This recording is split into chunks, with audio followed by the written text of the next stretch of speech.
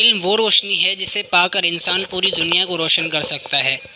اسی کے متعلق رسول اکرم صلی اللہ تعالیٰ علیہ وسلم کا فرمان بھی موجود ہے کہ اطلب العلم من المہد الی اللحد، کہ علم طلب کرو ماں کی گود سے قبر کی آغوش تک۔ ایک اور حدیث مبارکہ میں فرماتے ہیں کہ من یرید اللہ بہ خیرا یفقہہ فی الدین، کہ اللہ تعالیٰ جسے بھلائی کا ارادہ فرماتا ہے اسے دین کی سمجھ عطا فرماتا ہے۔ کیا آپ بھی اس روشنی کو حاصل کرنا چاہتے ہیں؟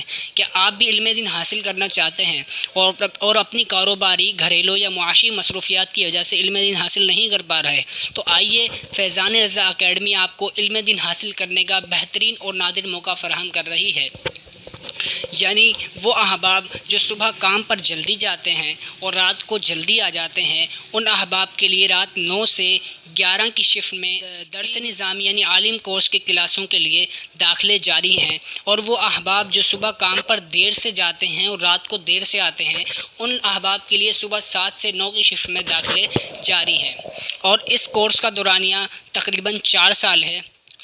الحمدللہ عز و جل فیضان رضا اکیڈمی گزشتہ کئی سالوں سے علم کے نور سے منور ہو کر دوسروں کو منور کرنا کے مقصد کو مختصر وقت میں پایہ تکمیل تک پہنچانے کی کوششوں میں مصروف عمل ہے، اور برسر روزگار افراد اپنی مصروفیات میں سے وقت نکال کر آ رہے ہیں۔ کیا آپ بھی علم دین حاصل کرنا چاہتے ہیں اور اپنی مصروفیات کی وجہ سے علم دین حاصل نہیں کر پا رہے؟ تو فیضان رضا اکیڈمی آپ کو بہترین موقع فراہم کر رہی ہے۔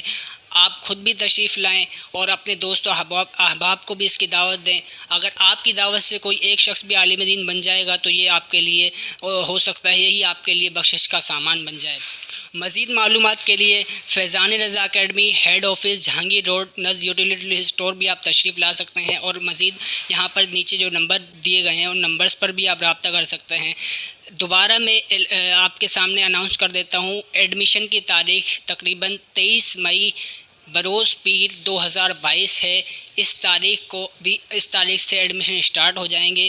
آپ لوگ خود بھی تشریف لائیں اور اس کی دعوت کو عام بھی کریں، اور زیادہ سے زیادہ اس ویڈیو کو شیئر بھی کریں، تاکہ آپ ہو سکتا ہے آپ کے ایک شیئر سے کسی شخص کا علم دین حاصل کرنے کا ذہن بن جائے، تو آپ کے لیے بھی بخشش کا سامان ہو جائے گا۔